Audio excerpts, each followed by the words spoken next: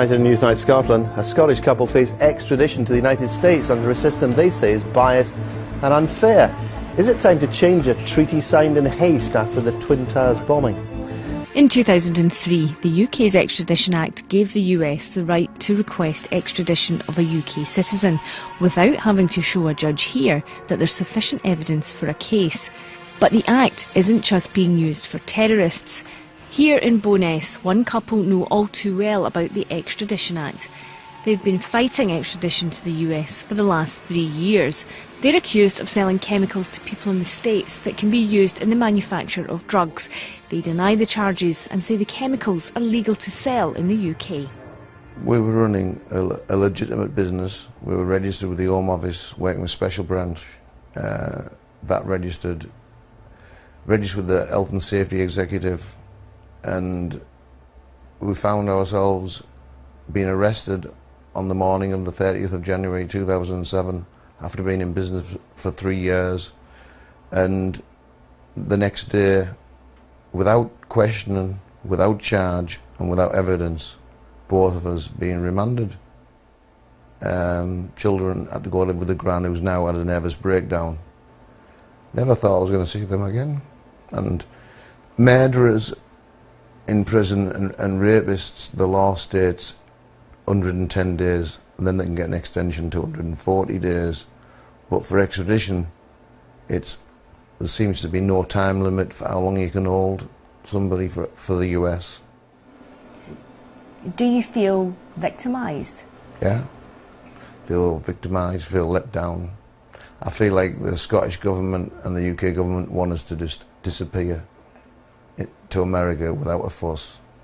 You know, our kids not have any say in it, and I think that's what they would like to happen. That isn't going to happen. And this is what Brian and Kerry are facing if their appeal isn't successful: a chain gang in Arizona. The state has a huge drug problem, and for drug-related crimes, punishment is harsh. These conditions are considered barbaric and inhumane by civil liberties campaigners. The couple could face 98 years in a jail like this. They've been told their 5 children will be taken into care if they're convicted, the youngest 3 put up for adoption. As a result of spending 8 months in jail, Kerry suffers from post-traumatic stress. They say the strain on their family has been enormous. But Brian Howes says this isn't about avoiding justice. I would be more than happy to face a trial here, because we'd be acquitted. That I think is the essential problem that we face here, is Gary McKinnon and us can't be tried here because there isn't the evidence. How confident are you that you'll be able to successfully fight this extradition? I'm not confident at all, because nobody has ever beaten a US extradition. I'm hoping my wife will be discharged because of her mental health problems caused by the extradition, which has already been accepted in the court. But for myself not to be extradited, I think something extraordinary would have to happen, like some sort of government intervention. And what I keep getting told is what America wants, America gets. Well, earlier this evening I spoke to the former Liberal Democrat leader Sir Ming Campbell and asked him why he thought this treaty was unfair. It's unfair because these treaties are supposed to be based on what's called the principle of reciprocity. That is to say, there's mutual obligations, and these mutual obligations should be the same in every case. The difficulty with this treaty is that if you're an American citizen, you can't be extradited to the United Kingdom unless the United Kingdom is able to show what's called probable cause. On the other hand, if you're a United Kingdom citizen, you can be extradited to the United States on the basis of suspicion. That's not involving the principle of reciprocity. It means British citizens are in a worse off position than their American counterparts. Why do you think the British government agreed to this treaty in the first place, in the way it was drawn up? Well, first of all, it was drawn up almost in secret. Its existence and its terms only emerged really long after it had been signed. And so far, no one's been willing to give us a proper explanation. But my guess is that this was entered into at or about the time that the United Kingdom was very close to the United States politically. Tony Blair's closeness to George W. Bush.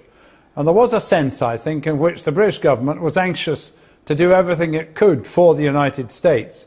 And the original purpose of this treaty was about the extradition of terrorists from one country to the other. The irony was, of course, that we were implementing the treaty, following its obligations, at a time when the United States Senate had still refused to ratify the treaty. Why? Because the Irish lobby was giving very, very considerable pressure to the US Senate on the ground that it was nervous that suspected IRA terrorists might be extradited from the United States to the United Kingdom.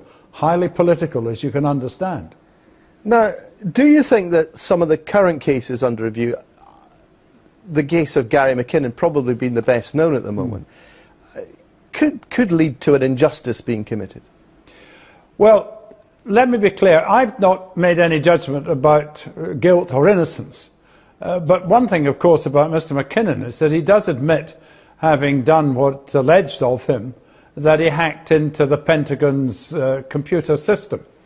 Now, he's someone who's been diagnosed with Asperger's syndrome, and the likelihood is that he may, if he's convicted, spend 50 or 60 years in an American prison, or at least be sentenced to something of that duration. And all the evidence is that the treatment of people with conditions like that, serious medical conditions, in some American prisons falls a long way short of what you and I would regard as being desirable. So there is the possibility of an injustice in the sense that he would be badly treated for a condition, recognised medical condition, which would be properly treated here in this country. There is, quite apart from the extradition treaty, presumably some question to do with where a crime is committed. I mean, I don't know if there is established law, for example, on internet crime. If you hack into a Pentagon computer from Britain, is the crime committed in Britain or is the crime committed in the United States? Well, that's been right at the very heart of the McKinnon case, as I understand it, because you could argue very strongly that since the actions that he took place in Britain, if a crime was committed, then it was committed here. The difficulty is, and this is another instance of what I think is potential unfairness, American courts are willing to assume jurisdiction over individuals and over allegations of criminal behaviour on a far more wide basis than we are here in this country. Yeah, I mean, this would apply presumably to this Bowness couple who were selling chemicals as well. Again, there presumably is some ambiguity. Are you selling the chemicals in this country? If it is a crime, is it committed here or was it committed in the United States? Indeed, and there's someone said to me only the other day, look, if anything you do costs $1 or creates a consequence worth $1 in the United States, then an American court will take jurisdiction. It used to be one of the jokes. I did some time as a postgraduate in American law school, and one of the jokes was that if you'd ever flown over New York State, then a New York State court would think it had jurisdiction over you. There's a further point which shouldn't be missed either, and that is once you are extradited, the American system puts far greater stress on plea bargaining than we ever do in this country. And I happen to know from some cases that people have been put under intolerable pressure to plead to a lesser crime on the ground that if they didn't, they'd be charged with something which could easily result in them spending the rest of their life in an American prison. In addition to that, the prosecuting authorities in the United States will say, if you don't plead guilty, then we will actively resist any effort to repatriate you to your own country and to serve part of your sentence there. Ben Campbell, thanks very much indeed.